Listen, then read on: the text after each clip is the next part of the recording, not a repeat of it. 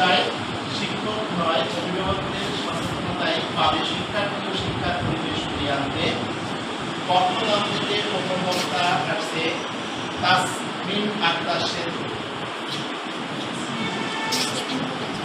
মাননীয় সভাপতি মহোদয় ও শ্রদ্ধা বিচারক মণ্ডলী এবং উপস্থিত সকলকে আমার পক্ষ থেকে সালাম ও শুভেচ্ছা জানিয়ে আমি আমার বক্তব্য শুরু করছি।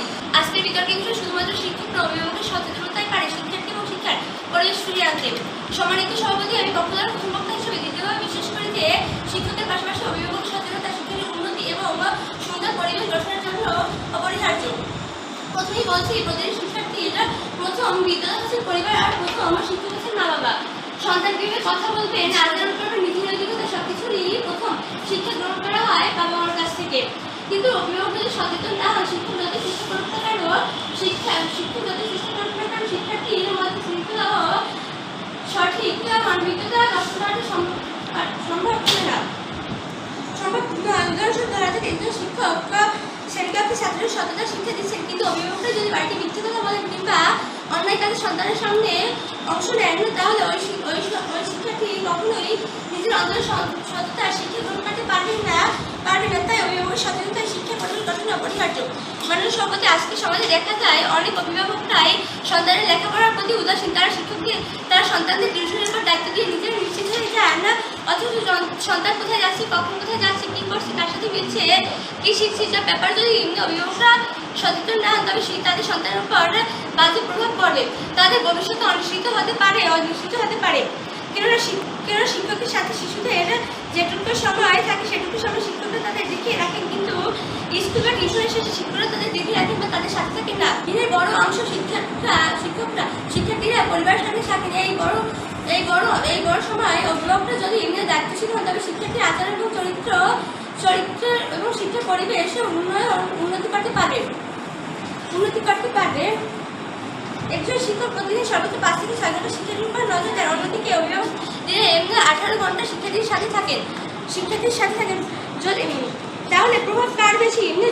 যদি পরিবার সচেতন হয়, তবে শিক্ষার্থী কখন শিক্ষা পরিবেশ থেকে নিযুক্ত হবে না।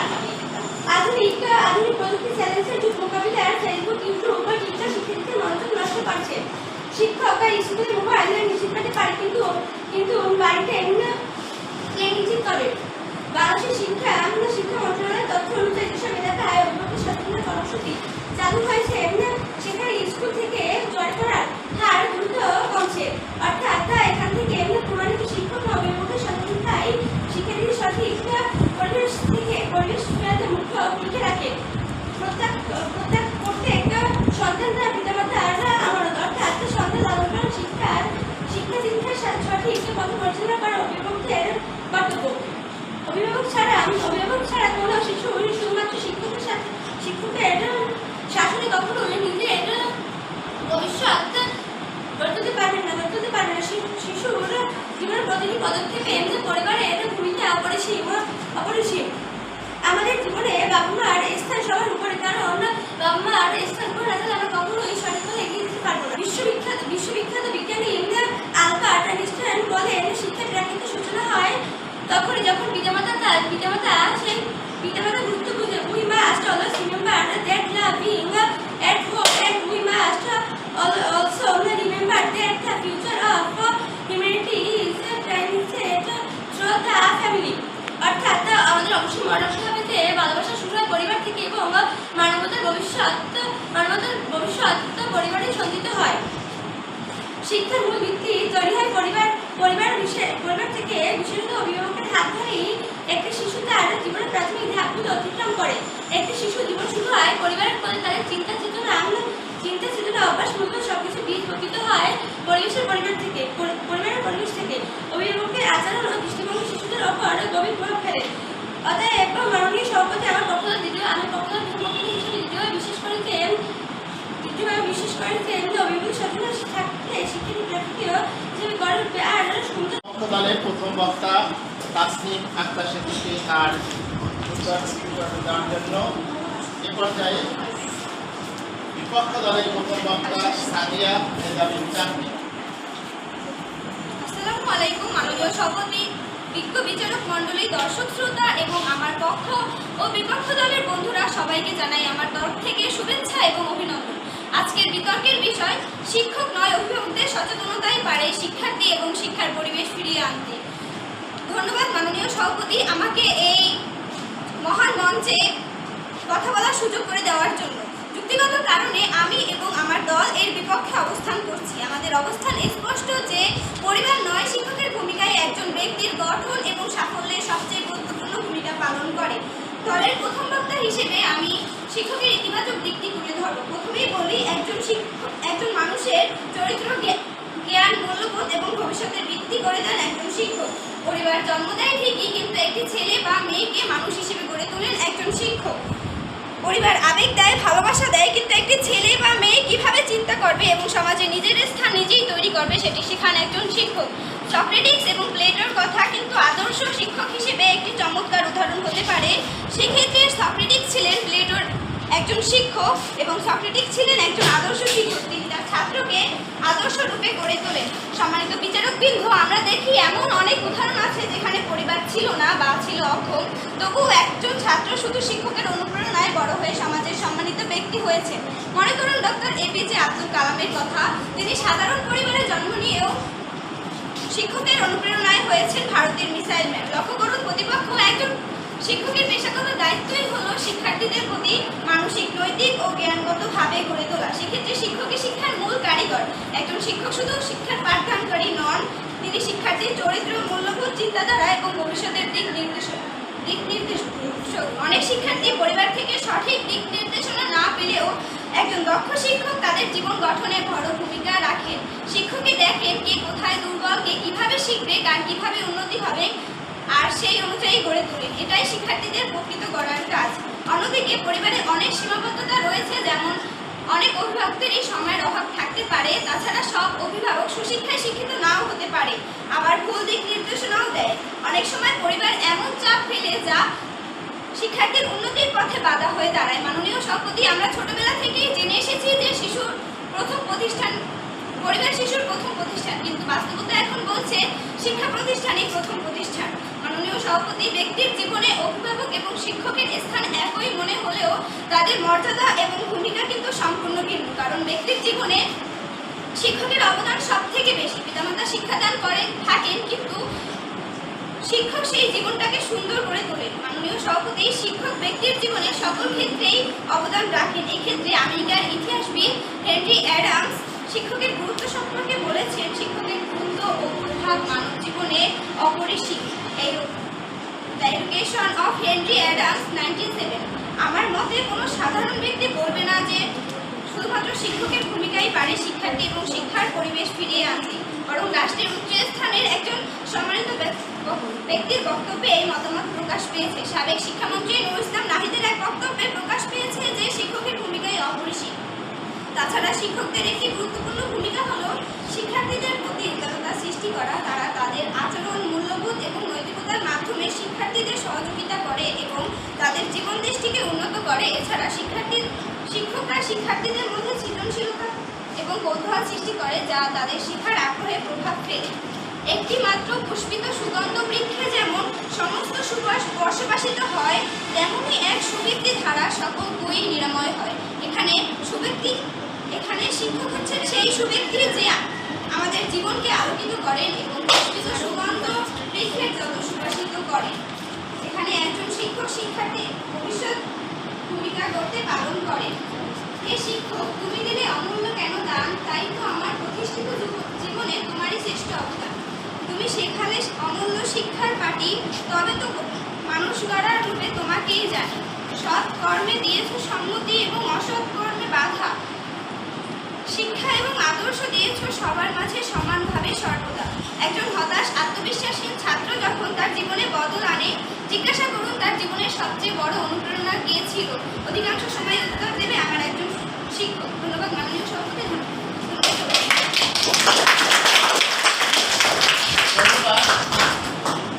ধন্যবাদ আজকে আমাকে বিতর্কের প্রতিযোগিতায় কথা বলার সুযোগ করে দেওয়ার জন্য। আজকে আমাদের বিতর্কের বিষয়বস্তু হচ্ছে শুধুমাত্র শিক্ষক নয় এবং অভিভাবকদের সচেতনতাই পারে শিক্ষার্থী এবং শিক্ষার পরিবেশ ফিরিয়ে আনতে। আমি দলের দ্বিতীয় হিসেবে বিষয়টি সংগ্রামী করে যাব। এটি একটি সুন্দর ও বাস্তবিক বিতর্কের বিষয় যা দুই থেকে ব্যবহার করা যাচ্ছে। মাননীয় মডারেটর, আজকে আমাদের বিতর্কের প্রতি খেয়াল করে দেখা যাচ্ছে যে এর মূল উদ্দেশ্য হচ্ছে কার ভূমিকা বেশি। মাননীয় মডারেটর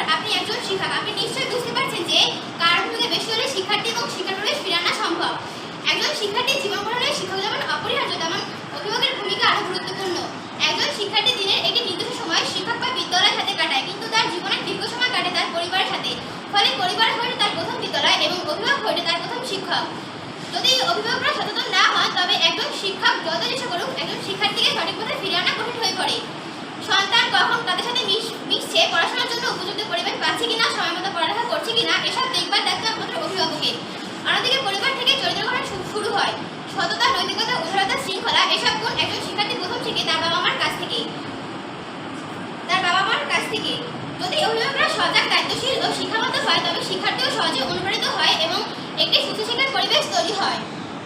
শিক্ষার্থী সবচেয়ে বেশি সময় কাটে তার পরিবারের সাথে, আর তাই অভিভাবকের সচেতনতা সবচেয়ে জরুরি। বাবা মার দায়িত্ব শিক্ষার্থীকে চরিত্র গঠন, নিয়মিত পড়াশোনার পরিবেশ তৈরি করে দিতে। শুধু শিক্ষকরা, অভিভাবকরা যদি দায়িত্বশীল হন তবে একজন শিক্ষার্থীও সহজে শৃঙ্খলাবদ্ধ হবে। মাননীয় মডারেটর, আমি আমার বিভাগদলকে আবারও বলতে চাচ্ছি যে শুধুমাত্র শিক্ষক নয়, অভিভাবকদের সচেতনতাই পারে শিক্ষার্থী এবং শিক্ষার পরিবেশ ফিরে আনতে। সমাজে সুস্থ শিক্ষার পরিবেশ গড়তে পরিবারই প্রথম। অভিভাবকের সচেতনতা বৃদ্ধি বলে তারা তাদের সন্তানদের শিক্ষার গুরুত্ব বুঝতে পারে এবং তাদের সন্তানদের জন্য আরো ভালো পড়াশোনার প্রতি আগ্রহ দেয়, যার ফলে শিক্ষার পরিবেশ উন্নত হয় এবং শিক্ষার্থীও ভালো ফলাফল করে। অর্থাৎ শিক্ষকদের পাশাপাশি অভিভাবকদের সচেতনতা শিক্ষার গুণগত মান এবং শিক্ষার পরিবেশ উন্নত করার জন্য অপরিহার্য। শিক্ষক ও অভিভাবকের তুলনা করলে শিক্ষক হচ্ছেন জ্ঞানের আলো বিতরণকারী, যিনি বিদ্যালয়ে শিক্ষার্থীর সামনে বইয়ের জ্ঞান, নীতি, নৈতিকতা, শৃঙ্খলা পাঠ তুলে ধরেন। কিন্তু শিক্ষার্থী সবচেয়ে বেশি সময় প্রায় 18 ঘন্টা কাটে তার পরিবারের সাথে, আর এই পরিবার পরিচালনা করেন মা বাবা তথা অভিভাবক। একজন শিশু যখন হাঁটতে শেখে, কথা বলতে শেখে, ভালো মন্দ বুঝতে শেখে, এইসব একজন শিশু প্রথম থেকে তার বাবা মার কাছ থেকে। যদি এই ভিত্তি মজবুত হয় তবে কখনো একজন শিক্ষার্থী ফল পথে যাবেন, ভুল পথে যাবেন না বা ভুল পথে অগ্রসর হবেন না। কথায় আছে না, গাছের গোড়ায় পানি না দিলে ফল ভালো হয় না। অর্থাৎ শিক্ষক হলেন ডালপালা গজানোর মালিক, আর গাছের গোড়ায় পানি দেওয়ার হলেন অভিভাবক। অর্থাৎ আমরা এখান থেকে সহজেই বুঝতে পারছি যে একজন শিক্ষার্থী কখনোই শিক্ষকের সচেতনতায় সামনের দিকে অগ্রসর হতে পারবেন না যদি অভিভাবকের সচেতনতা না থাকে। অনেক গবেষণায় প্রমাণ করেছে যে শিক্ষার্থীর অভিভাবকরা শিক্ষার বিষয়ে সচেতন ও শিক্ষার্থীকে অনুপ্রাণিত করে, যার ফলে তারা অন্যদের তুলনায় পড়াশোনায় ভালো হয়। অর্থাৎ পরিবার থেকে পড়াশোনার প্রতি আগ্রহ জন্মায়। একটি শিক্ষিত জাতি গড়ে তুলতে হলে পরিবার থেকে প্রথম শিক্ষা শুরু করতে হয়। আমরা জানি যে একজন শিক্ষার্থী যদি সামনের দিকে অগ্রসর হতে চান তবে অভিভাবকের সচেতনতা সবচেয়ে জরুরি। যুক্তরাষ্ট্রের ন্যাশনাল পিটিএ রিপোর্ট বলেছেন, present involvement is more important or social status. অর্থাৎ মা বাবার সম্পৃক্ততা আয়ের থেকেও বেশি গুরুত্বপূর্ণ। আমাদের প্রিয় নবী হযরত মুহাম্মদ সাল্লাল্লাহু আলাইহি ওয়াসাল্লাম বলেছেন যে প্রত্যেক সন্তান তার পিতামাতার আমানত, অর্থাৎ সন্তানকে সঠিক পথে পরিচালনা করা হলো অভিভাবকের দায়িত্ব। যুক্তিতর্ক নিয়ে আসছে বিপক্ষ দলের দ্বিতীয় বক্তা ইয়াসমিন। বই খুলে ভাব শেখান, মন খুলে দেন আলো, শিক্ষকই করতে পারেন একটি জাতির ভালো। মা বাবা দেন জীবন, শিক্ষক দেন দিশা, তার স্পর্শে খুঁজে যায় হতাশার নির্ভান্তির ছায়া। ধন্যবাদ মাননীয় সভাপতি, আজকের এই মহান মঞ্চে আমাকে কথা বলার সুযোগ করে দেওয়ার জন্য। আজকের বিতর্কের বিষয় নির্ধারিত হয়েছে শিক্ষকই নয়, অভিভাবকের সচেতনতায় পারে শিক্ষার্থী এবং শিক্ষার পরিবেশ ফিরিয়ে আনতে। যুক্তিগত কারণে আমি এ দলের বিপক্ষে অবস্থান করছি। মাননীয় সভাপতি ইতিমধ্যে আমার দলের প্রথম বক্তা তার বক্তব্য পেশ করে দিয়েছিলেন। দলের দ্বিতীয় বক্তা হিসেবে আমি এর কিছু উদাহরণ দেব। শিক্ষা যদি হয় জীবদেহ তবে শিক্ষক তার মস্তিষ্ক স্বরূপ। শিক্ষা একটি জাতির উন্নতির মূল ধারক। যে কোনো জাতির উন্নয়নের মূল চাবিকাঠি হচ্ছে শিক্ষা এবং শিক্ষাদানের মূল চাবিকাঠি হচ্ছে শিক্ষক। একজন শিক্ষকই পারে একজন শিক্ষার্থীকে সাফল্যের পথে নিয়ে যেতে। মাননীয় সভাপতি, যখন সমাজে শিক্ষার মান কমে যায় তখন একজন আদর্শ শিক্ষকই পারেন শিক্ষাঙ্গনকে আবার গঠনমূলক পথে ফিরিয়ে আনতে। তারা নিয়ম শৃঙ্খলা, মানবিকতা ও মূল্যবোধ প্রতিষ্ঠা করে একটি শক্তিশালী শিক্ষার পরিবেশ সৃষ্টি করে। শিক্ষক হলেন শিক্ষাদান প্রক্রিয়ার কেন্দ্রবিন্দু। শিক্ষার্থীদের সঠিক পথে পরিচালনা করা, তাদের কৌতূহল জাগানো এবং শিক্ষার প্রতি আগ্রহ সৃষ্টি করাই একজন শিক্ষকের প্রধান দায়িত্ব। শিক্ষকের পেশাদারিত্ব প্রশিক্ষণ এবং শ্রেণীকক্ষে কার্যকর উপস্থিতি শিক্ষার মান উন্নয়নে গুরুত্বপূর্ণ ভূমিকা পালন করে। শিক্ষকের দায়িত্ব শুধুমাত্র পাঠদান করাই নয়, বরং শিক্ষার্থীদের মূল্যবোধ, নৈতিকতা এবং সামাজিক দায়িত্ববোধ তৈরিতেও সহায়তা করা। মাননীয় সভাপতি, আমরা এমন একটা সময় দাঁড়িয়েছি যেখানে শিক্ষা শুধুমাত্র বইয়ের মধ্যে সীমাবদ্ধ থাকে না, এটা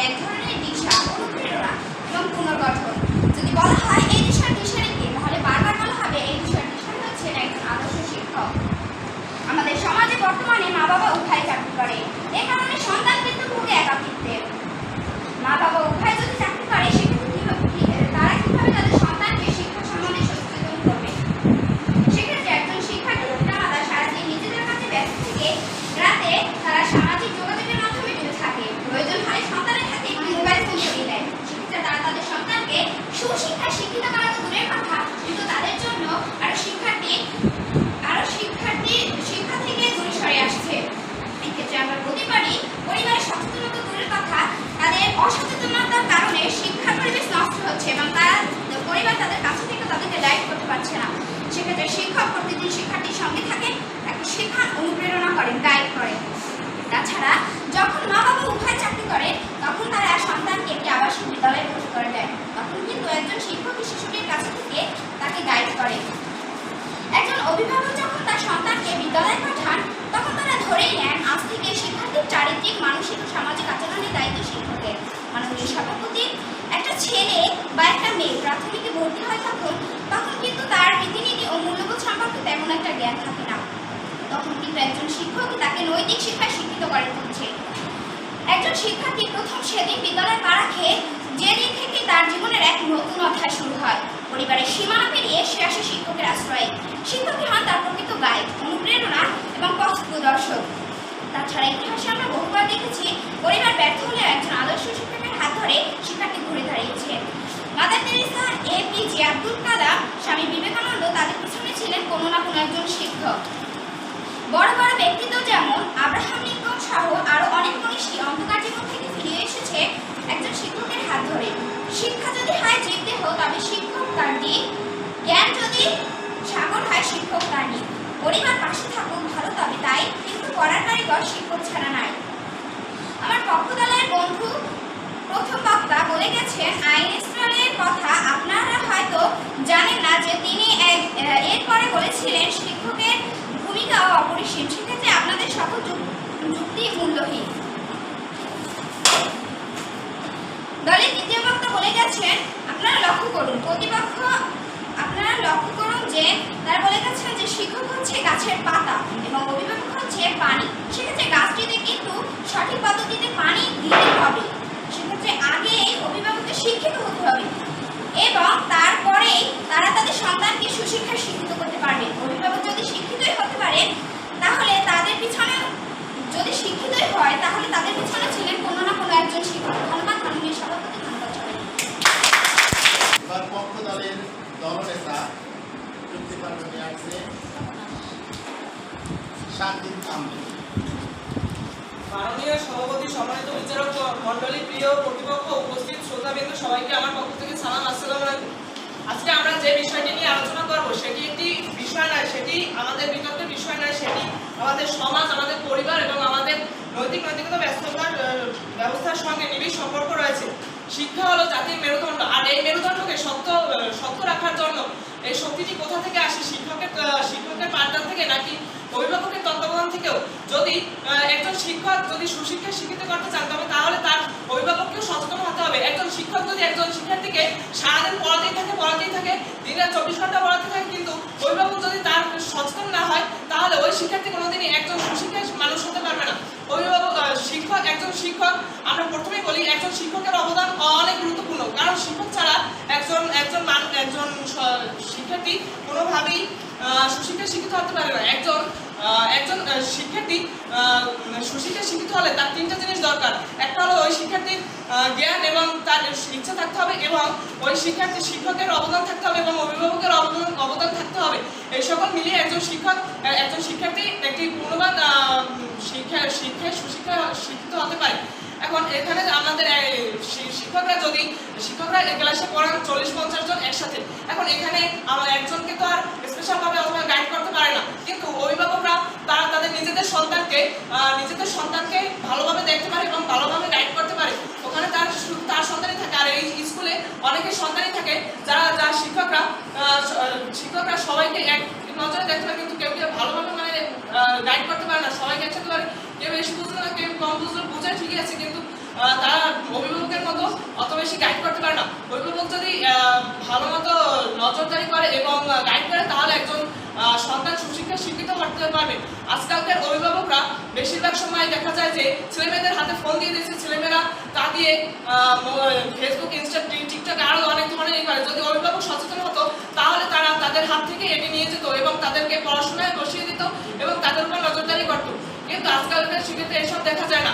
আজকে আমরা একটি বাস্তব উদাহরণ থেকে দেখতে চাই যে আজকের দিনে আমাদের স্কুলের পাশের হার খুবই কম। এর কারণ হচ্ছে যে আমাদের স্কুলের যে অভিভাবকরা তারা মোটেও সচেতন না। যদি তারা সচেতন থাকতো তাহলে তারা তাদের সন্তানরা সুশিক্ষায় শিক্ষিত হতে পারতো। আমাদের শিক্ষকরা অসীমভাবে চেষ্টা করেছে কিন্তু তারা কোনোভাবে সফল হতে পারে না, কারণ তাদের সফল হওয়ার জন্য তাদের অভিভাবকরা সচেতন থাকা দরকার, কিন্তু কোনোভাবে অভিভাবকরা সচেতন ছিল না, যার কারণে আজকের এই স্কুলের এই অবস্থা। প্রথমেই বলি প্রথম পাঠশালা তার পরিবার। রবি ঠাকুর একটি কথা বলে গেছেন যে একটি শিশু যখন জন্মগ্রহণ করে তখন তার প্রথম নৈতিকতা এবং তিনি তার মায়ের মুখের ভাষা থেকে প্রথম ভাষা শেখে। এখন আমার বিপক্ষ দলের বক্তারা বলেছেন যে তারা প্রথম নীতি নৈতিকতা শেখে স্কুলের স্যারদের কাছে এসে, শিক্ষকদের কাছে এসে, কিন্তু জন্মের পর থেকে সে প্রায় 4-5 বছর নিজের অভিভাবকের কাছে থাকে। অর্থাৎ তারা তো আর স্কুলে এসে তারা ভাষা শেখে না, তারা তো ওই মায়ের মুখের ভাষা থেকেই মাতৃভাষাটা শেখে। কিন্তু তারা বলেছে যে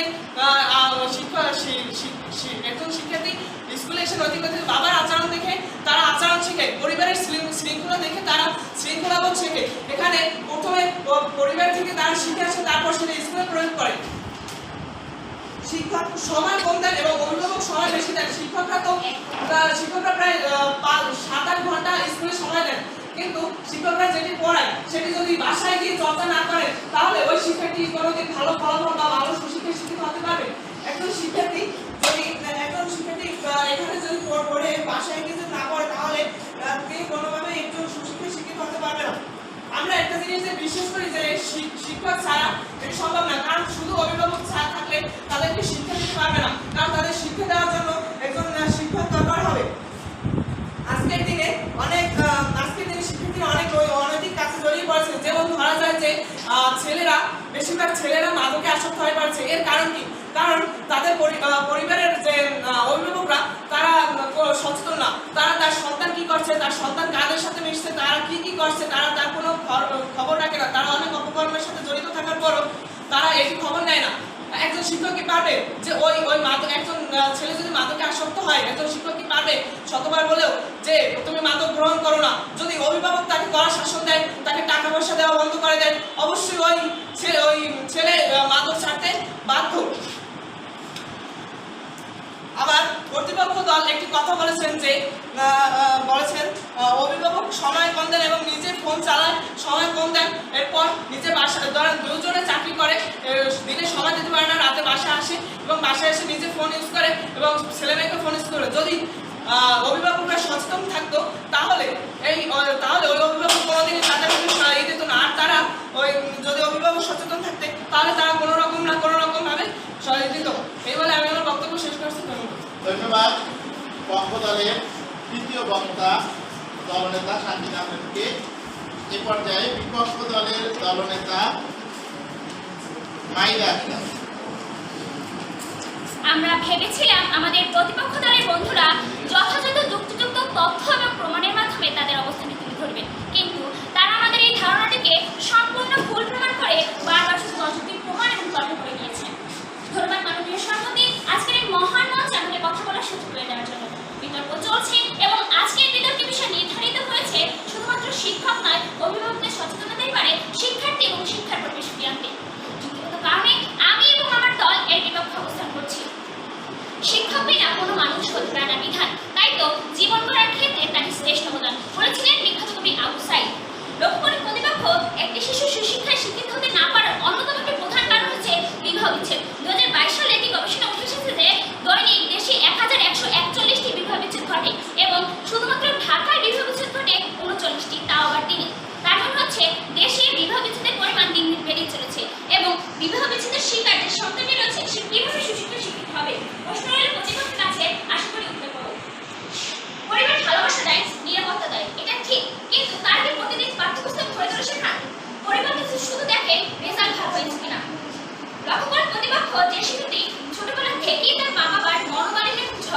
শিখছে সে তো স্বাভাবিকভাবেই মানসিক অশান্তি হচ্ছে এবং এতে শিক্ষার পরিবেশ নষ্ট হয়। তাছাড়া মাদক কিন্তু শিক্ষার পরিবেশের ক্ষেত্রে একটি বড় বাধা হয়ে দাঁড়িয়েছে। যে ব্যক্তি মাদক নেয় সে কখনোই সুশিক্ষায় শিক্ষিত হতে পারে না।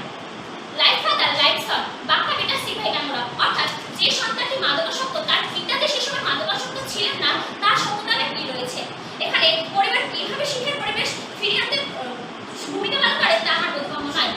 প্রতিপক্ষ বন্ধুরা, আপনারা শুধু বারবার বলেই যাচ্ছেন পরিবার আমাদের উন্নতি করে। একজন সন্তান সামাজিক প্রতিষ্ঠানগুলিতে যাওয়ার মাধ্যমে যখন তার মনের মধ্যে ইচ্ছা শক্তি তৈরি করে যে আজ থেকে ভালো করে পড়াশোনা করবো, আজ থেকে উন্নতি করবো, তারা যখন দরজা জানালা বন্ধ করে গাড়ি তুলো দিয়ে পড় টেবিলে বসে, তখন হঠাৎ সে টিভি সিরিয়ালের শব্দ উঠে গিয়ে মাকে বলে, মা টিভির সামনে একটু কমিয়ে দাও না, আমি পড়াশোনা করছি। তখন তারা গ্রাম্য ভাষায় কি বলে জানেন? এই শুধু তুই পড়াশোনা করিস আর তুই পড়াশোনা করে না, পড়াশোনার সময় তুই পড়াশোনা নিয়ে অসময় পড়াশোনা। এখন আপনারাই বলুন পড়াশোনার আসল সময় কোনটা? আজকের সমাজ কিরকম জানেন? সম্পূর্ণ উল্টো। যখন একটা সন্তানের দরকার আদর তখন তারা তাদের করে পড়া শাসন, এবং যখন একটা সন্তানের দরকার পড়া শাসন তখন তারা তাদেরকে ছেড়ে দেয় সুতো কাটা খুনির মতন, এবং সেই সুতো কাটা খুনিকেই পড়ে কোনো না কোনো খালি। আর একটা বড় বিষয় হচ্ছে অর্থ। আপনারা বলে গেছেন পরিবার আমাদের অর্থ দেয়। হ্যাঁ, আমরা মানি পরিবার আমাদের অর্থ দেয়, ঠিক, পরিবার আমাদের অর্থ দেয় পড়াশোনার জন্য, কিন্তু সে অর্থ সন্তানের কোন কাজে লাগায় সেটা কি পরিবার দেখে? দেখে না। যদি সত্যি পরিবার দেখতো যে সন্তানরা অর্থ কি কাজে লাগাচ্ছে, তাহলে আজ রাস্তা দিয়ে হেঁটে গেলে এতগুলো সিগারেট প্যাকেট পুড়িয়ে দেওয়া যেত না। যদি সত্যি সন্তানদের অর্থের খবর পরিবার রাখে, তাহলে প্রতিপক্ষ মধ্যে কাছে প্রশ্ন রইল, সারা বাংলাদেশে কেন মাদকাসক্ত ব্যক্তির সংখ্যা দিন দিন বেড়েই চলেছে? মাননীয় সভাপতি, আমার প্রতিপক্ষ দলের বন্ধুরা বারবার শুধু বলেই যাচ্ছে যে পরিবার ভালো করে উন্নত করে। হ্যাঁ, ভালো করে। পরিবার কাদেরকে ভালো করে? যারা আগে থেকেই ভালো। ধরুন একটা পরিবারে দুইটা সন্তান রয়েছে, যে আগে থেকেই ভালো পরিবার তাকে গুরুত্ব দেয়, যে একটু কম বোঝে পরিবার কিন্তু তাকে গুরুত্ব দেয় না, সেক্ষেত্রে তার পড়াশোনাই বন্ধ করে দেয়। যদি ছেলে হয় তাহলে বলে তুই চাষবাস করে খাও, নয়তো মধ্যে একটা চায়ের দোকান খুলে দিই। আর মেয়ে হলে বলে এই ওকে বিয়ে দিয়ে দিত, ওটার কিছু সম্ভব নয়। যেখানে অভিভাবকদের জন্যই শিক্ষার পরিবেশ নষ্ট হচ্ছে, সেখানে আপনারা কিভাবে অভিভাবকদের সচেতনতায় মুখ্য বলে করছেন? তার সাথে বারবার বলে যাচ্ছেন যে এটা প্রমাণ করার চেষ্টা করছে পরিবারদের সুশিক্ষা শিক্ষিত করে। যদি তাই হয় তাহলে কেন পুরো বাংলাদেশে একটি শিক্ষা প্রতিষ্ঠানের সংখ্যা 2,25,000? আপনারা বলে যাচ্ছেন যে পরিবারদের শিক্ষিত করে, কিন্তু আপনার কাছে আমার প্রশ্ন রইল, কয়জন অভিভাবক পারবে তার সন্তানকে শিক্ষা প্রতিষ্ঠানে না পাঠিয়ে সুশিক্ষা শিক্ষিত করতে? দিশেহারা পথিকৃতী আধার যার আলো, সেই তো শিক্ষক যিনি করেন ভবিষ্যৎ ভালো। পরিবার পাশে থাকুক, তবু সত্যই তাই শিক্ষকের বাড়ি ফিরিয়ে আনতে শিক্ষার ঠাই। শিক্ষক কিন্তু শিক্ষার পরিবার হয়েছেন অনেক সময়। লক্ষ্য প্রতিপক্ষ আপনারা বলে যাচ্ছেন যে মা বাবা আমাদের জন্য দুঃখ কষ্ট করে।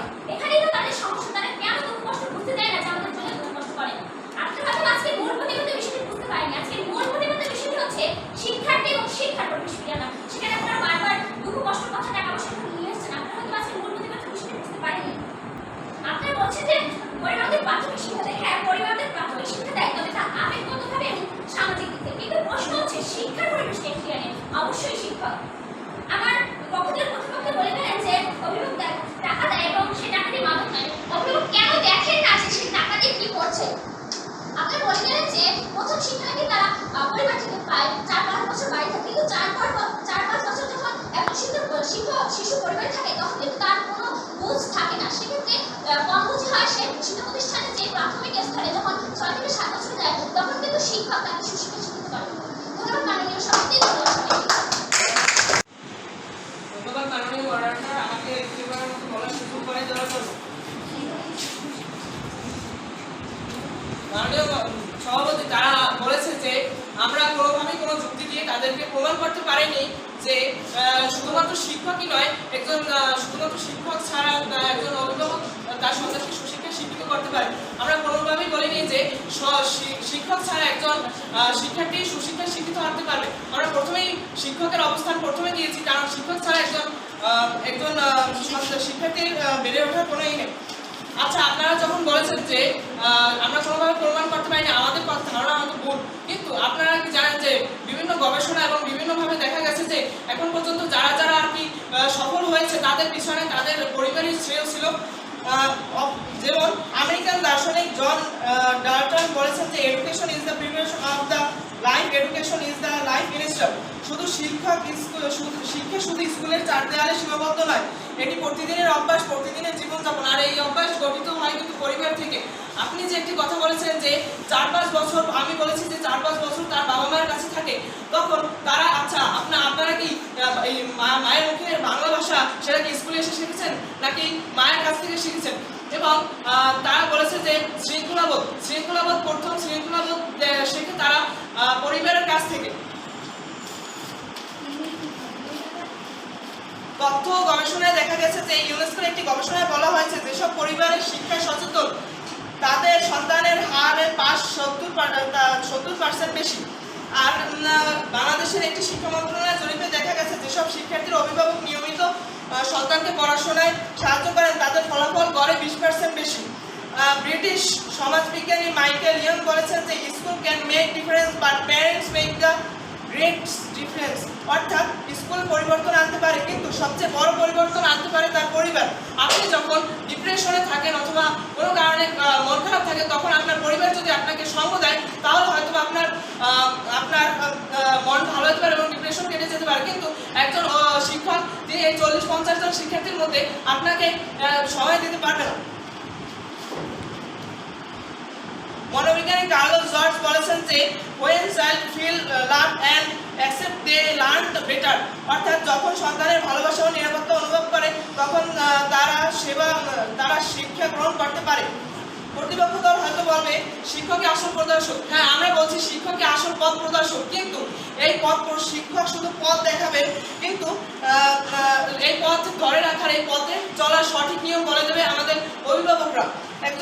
একজন শিক্ষক সে জ্ঞানের বীজ বপন করবে কিন্তু সেই বীজকে পানি দিয়ে আগাছা পরিষ্কার করে একজন ফলবান বৃক্ষে পরিবর্তন করার দায়িত্ব মূলত একজন অভিভাবকের। এবার বিপক্ষ দলের দলনেতা যুক্তিতর্ক করবে মাইদা। ধন্যবাদ মাননীয় সভাপতি আমাকে দ্বিতীয়বার কথা বলার সুযোগ করে দেওয়ার জন্য। মাননীয় সভাপতি, আমার প্রতিপক্ষ দলের বন্ধুরা প্রচুর মেধাবী হওয়া সত্ত্বেও কিভাবে পরিবারের পক্ষপাতিত্ব বলে যাচ্ছেন তা আমি এখন বুঝতে পারছি না।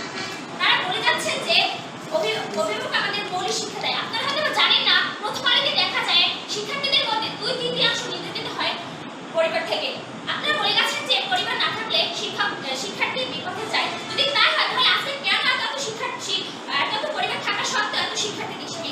তাছাড়া বিপথে যাওয়ার কারণ হতে পারে পারিবারিক অবহেলা, সহিংসতা কিংবা অভাব। শিক্ষার্থীকে তুলে ধরার কাজটি কে করেন? একজন শিক্ষক। সেক্ষেত্রে শিক্ষকের শিক্ষার্থীর বিকল্প পরিবার হয়ে ওঠে অনেক সময়। আপনারা বলে যাচ্ছেন যে আমাদের প্রথম গাইড করেন পরিবার, এক্সট্রা হচ্ছে শিক্ষক, কিন্তু এটা কিন্তু বর্তমানে নয়, এটা অতীত ভুল।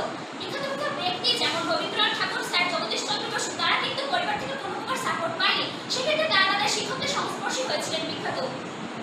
তারা বলে গেছেন একসঙ্গে কাজ করার কথা। হ্যাঁ, একসঙ্গে কাজ করা ভালো, কিন্তু বর্তমানে বাস্তবতায় পরিবার অনেকাংশেই পিছিয়ে আছে।